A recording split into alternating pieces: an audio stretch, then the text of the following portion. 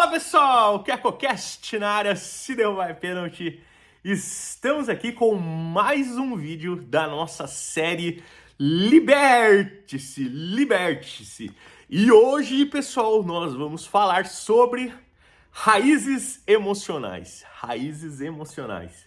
Se vocês estão gostando dos nossos vídeos, da nossa série, né? Se vocês já viram a série Testemunho, estão acompanhando a nossa série Liberte-se, vocês sabem que o nosso canal tem o intuito de ajudar pessoas com dependência química e as suas famílias. Então eu peço para vocês que estejam se inscrevendo no nosso canal, pessoal. Não custa nada, só clica ali em inscrever-se e vai no sininho de notificações onde diz todas. Assim o YouTube vai entregar toda vez que a gente tiver vídeo novo. Vídeos novos aqui nesse canal, todo domingo a partir das 7h30. Anota aí na sua agenda.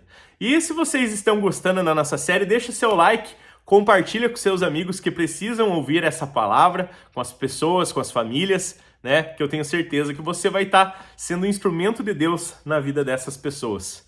Beleza? E deixa aí nos comentários o que vocês estão achando também na nossa série. Isso daí ajuda muito a eu estar interagindo aí com vocês. Beleza? Sem mais delongas, solta a vinheta aí, compadre!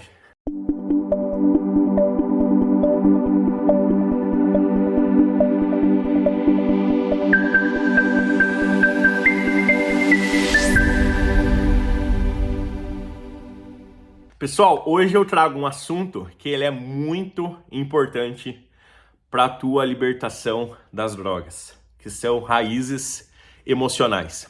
No decorrer da nossa vida, pessoal, a gente vai passando por um processo, né, de amadurecimento das coisas e nós precisamos entender que tudo nessa vida é um processo, né? A gente tem o processo da infância, temos o processo da adolescência, temos o processo da vida adulta. O problema é que, quando nós não temos a instrução necessária enquanto nós somos crianças, algumas coisas, alguns traumas, alguns fatos que acontecem, né, principalmente na nossa formação, vão trazer reflexos na vida adulta. Então é muito importante nós identificarmos as nossas raízes emocionais. Algumas coisas que acontecem com a gente na infância, né? Pelo menos vocês puderam acompanhar no nosso testemunho, né? Eu pude perceber assim que muitas coisas que aconteceram na minha fase de formação, principalmente a adolescência ali, foram refletir na vida adulta, né? Um dos fatos, por exemplo, era o meu trabalho, né? Quando a gente está com 18 anos, a gente tem aquela decisão muito importante na nossa vida, que é de saber o que a gente vai fazer. E eu sempre falo, se você não sabe para onde ir, é melhor você ficar parado do que você seguir e ter que voltar da onde você estava.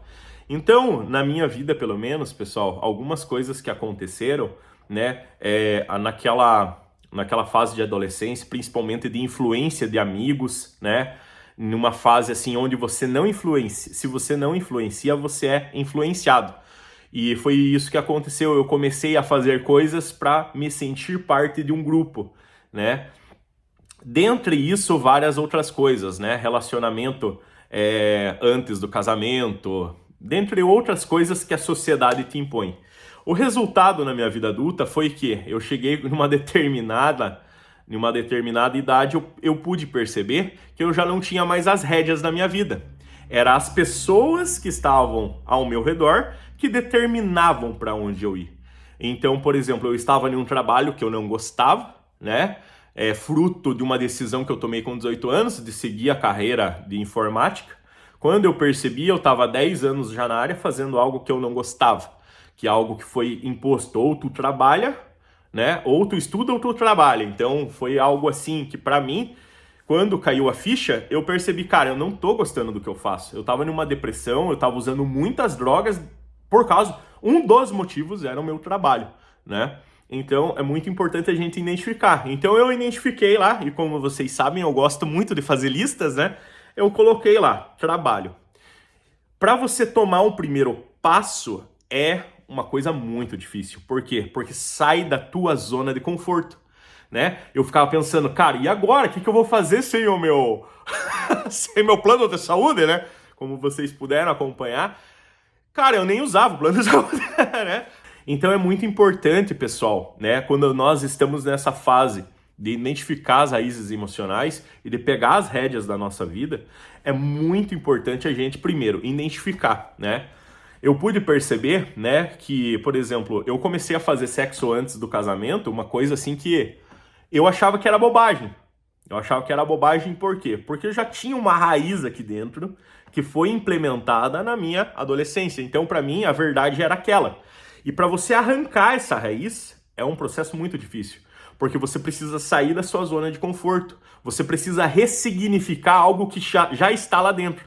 Então é um processo muito difícil de você reaprender as coisas, né? De você pensar, poxa, cara, eu tô fazendo sexo antes do casamento e isso daí tá fazendo mal pra mim porque eu faço sexo com uma, outra, e no final da noite eu ficava vazio, eu ficava mal, né? Dentre outras coisas. E com as drogas não foi diferente, né?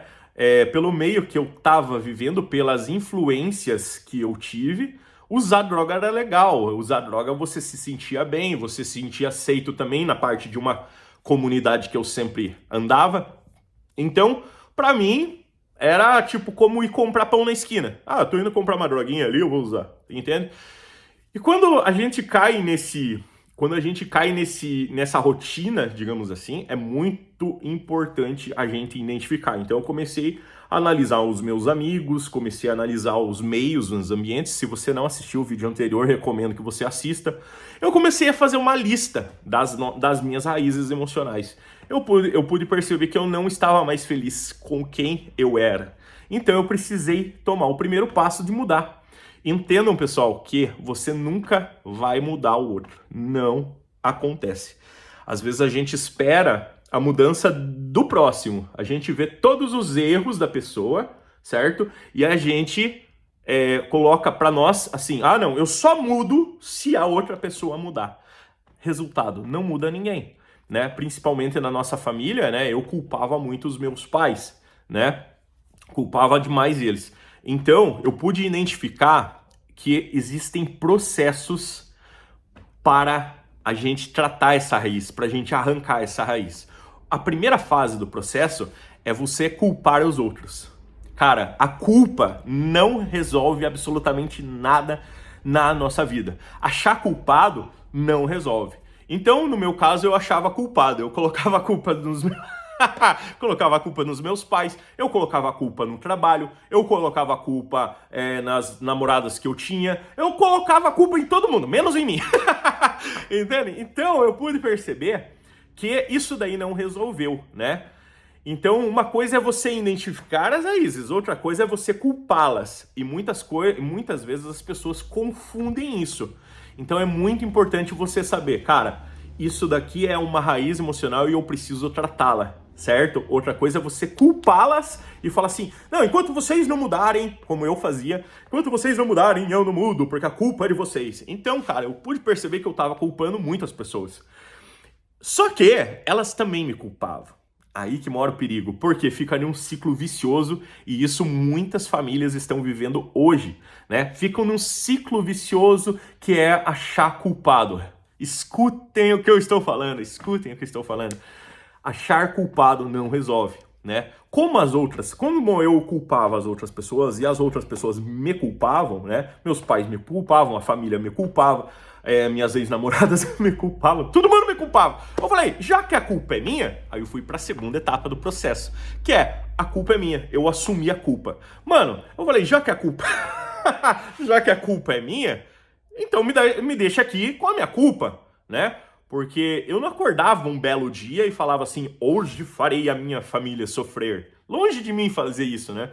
Mas como todo mundo estava me culpando, essa segunda etapa do processo de você se autoculpar, você acaba se tornando vítima, mano. Tá ligado? Você se sente vítima. Então você se culpa também. Não basta as outras pessoas te culpando. Essa etapa do processo é a mais complicada. É mais complicada porque foi quando eu mais me afundei nas drogas. Enquanto eu estava culpando os outros, estava, entre aspas, tudo bem. Mas quando eu comecei a me culpar e ver os meus erros, os meus problemas, eu falei, mano, então eu vou me internar em droga. Então o que acontecia? As pessoas acabavam me culpando, eu me culpava também, e resultado, eu ia para as drogas, porque era uma fuga. Entendo que as drogas, ela é muitas das vezes, é uma fuga dos problemas. Então, eu ia para as drogas, e das drogas, o que acontecia? O ciclo se repetia. O que resolve é a terceira fase do processo, quando você muda uma chave dentro da sua cabeça e reflete e pensa que você não vai mudar ninguém. Você precisa mudar quem você é para o seu bem. Para o seu bem. Então você precisa dar esse primeiro passo. Você precisa ver o que está de errado na sua vida. Anotou? Anotei. Não culpar as pessoas. Pronto, já está ótimo. Segundo, não se culpe. Não se culpe. A terceira fase é a solução. Você precisa buscar solução para aquilo, né? Qual que é a solução? No meu caso, era pedir perdão. Né? No teu caso, você vai fazer uma reflexão da sua vida, né? E no meu caso, eu pude perceber que eu precisava, primeiramente, me perdoar. Primeiramente, eu ver que eu não tinha culpa do que estava acontecendo na minha vida. E eu comecei a me perdoar. Eu comecei sempre as pessoas falavam que eu estava afastado de Deus. Eu comecei a pegar a minha identidade de volta. Eu falei, não estou afastado de Deus. Deus não está feliz com o que eu estou fazendo. Eu estou usando drogas, ele não está feliz. Mas não significa que eu tenha recusado ele. E muitas vezes, pessoal, eu colocava louvor. Juro pra vocês, eu colocava um louvorzão aqui em casa e usando droga. E louvando a Deus. Vocês podem falar, poxa, mas isso é errado. Vocês podem vir com várias pedras, mas é um fato. Eu não posso mentir pra vocês. Isso daí foi o que aconteceu na minha vida, né? E então eu comecei a bloquear o que me falavam. Que você está afastado de Deus, que você vai para o inferno. Eu falei, não. Eu nunca rejeitei a Deus. Eu sou um pecador, estou fazendo algo que desagrada ao meu Senhor, mas eu sei que esse deserto na minha vida vai passar. Então tome essa posição, pegue as rédeas da sua vida e fale, posso estar usando drogas, mas esse deserto na minha vida vai passar. Eu não nasci assim. É só uma fase. Tudo na nossa vida são fases, pessoal. Então é importante você identificar o que estava, né? O que está acontecendo na sua vida. Pode ser o teu trabalho, que você não está feliz. Nós passamos mais de 8 horas da nossa vida no trabalho, e se o trabalho não está bem, se o trabalho não está legal, você precisa tomar uma posição de mandar currículos para outras empresas, de você abrir seu próprio negócio. Você precisa tomar o primeiro passo, senão isso daí não vai quebrar, o ciclo não quebra enquanto a gente não querer mudar pra gente. É a tua vida, não é a vida das pessoas, você tem que ver o que é melhor pra você. E Deus não vai fazer nada enquanto você não der o primeiro passo. Então é muito importante, pessoal, a gente saber para onde que a gente está indo. Uma vez identificadas as nossas raízes emocionais, pode ser a família, né? Às vezes o teu casamento, né? Busca uma solução, busca um terapeuta, busca ajuda. Quando eu comecei a parar de culpar os outros e parar de me culpar, cara, as coisas começaram a ficar muito mais leves na minha vida. E eu preciso contar fatos aqui pra vocês. Eu comecei a usar drogas sem peso, sem culpa. Eu comecei a falar assim, eu tô usando droga porque eu quero. Porque eu trabalhei, eu tenho o meu salário e eu vou usar droga porque eu quero. Eu comecei a usar sem culpa. Eu comecei a usar de forma assim, libertatória. Até que chegou num dia da minha vida que eu tava tão bem comigo mesmo, sem usar drogas, e eu tive a oportunidade de usar droga, eu falei, cara, mas a minha vida tá tão boa, eu tô tão leve, eu tô bem. Pela primeira vez na minha vida há anos, eu estou bem. Então eu não preciso mais das drogas. Eu tirei um peso de mim, eu tirei o peso da culpa. É muito importante você se livrar do peso da culpa. Tem muitas pessoas que perderam a família, tem muitas pessoas que estão usando drogas por motivos diversos. É muito importante você se perdoar. E a segunda fase do processo da solução é você pedir perdão. Muita coisa que eu pude me perdoar, eu precisei pedir perdão. Eu pedi perdão para os meus pais. Eu pedi perdão. Eu tive nenhum relacionamento que eu precisava pedir perdão. Se a pessoa não quisesse me perdoar, tudo bem. Mas, cara, quando eu pedi perdão para essa pessoa, algo de mim saiu, galera. Saiu. Sabe? Eu fiquei tão leve que eu pude perceber que cara, eu zerei a vida. Eu não preciso de mais drogas. Se a pessoa não me perdoou, não sei. Só sei que a minha parte eu fiz, que foi de pedir perdão. Então, eu tava assim, precisando me perdoar e precisando pedir perdão para as pessoas. Muitas pessoas que passaram na tua vida, você não vai mais ter a oportunidade de pedir perdão. Então, se perdoa, pede perdão para Deus e começa uma nova etapa na tua vida. Quando eu fiz isso, galera, eu pude perceber que eu não precisava mais drogas, porque minha vida estava ótima, a minha vida estava leve, porque a minha vida era assim, ó, altos e baixos. Eu ficava bom por um tempo, eu ia lá, recaía. Ficava bom por um tempo, ia lá, recaía. E daí eu pude perceber, eu falei, cara, mas o que tá de errado nesse negócio? Não tá certo. Então eu pude perceber que toda vez que usava droga, vinha sentimentos do passado. O perdão, galera, é libertador. E lembrem-se, pedir perdão não significa, ou você liberar o perdão, não significa vocês continuarem juntos. Entendo muito bem isso. Às vezes as pessoas confundem isso, né? O perdão nada mais é do que você não carregar mais o fardo nos teus ombros. É você soltar a mochila e falar, agora eu vou caminhar com Jesus, porque ele mesmo disse que o fardo dele é leve. Então, eu falo para vocês, liberem o perdão, se perdoem, perdoem as outras pessoas e peçam perdão. A gente geralmente fica esperando a outra pessoa vir nos pedir perdão. Ah, foi ela que me magoou primeiro. Cara, não interessa. Lembre-se que o perdão, ele é libertador para você. Se você não libera o perdão, é como você tomar um gole de veneno a cada dia. Tem pessoas que estão com rancor, estão amargurados no coração, na família, por falta de perdão, cara. Então libere o perdão. Eu tenho certeza que vai ser, assim, libertador para tua vida. E você vai chegar num dia que você vai falar assim, cara, eu não preciso mais disso. Foi o que aconteceu comigo, espero que esteja ajudando na tua vida. E sempre lembre, pedir perdão ou liberar perdão não significa continuar junto, apenas não carregar mais o fardo do passado. Gostaram desse vídeo, pessoal? Gostaram desse vídeo? Espero que vocês tenham gostado desse vídeo, que vocês estejam gostando da nossa série, do nosso canal. Eu peço para vocês, se vocês estão gostando, se inscrevam no nosso canal, compartilha com seus amigos que precisam ouvir essa mensagem. E antes de mais nada também, pessoal, eu quero compartilhar com vocês os nossos livros. O link vai estar ali na descrição do vídeo, beleza? O primeiro é o viciado desculpa.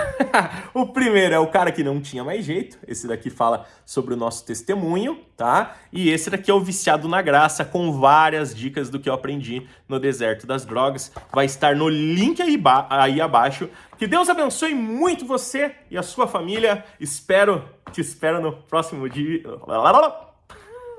Te espero no próximo vídeo. Falou e valeu!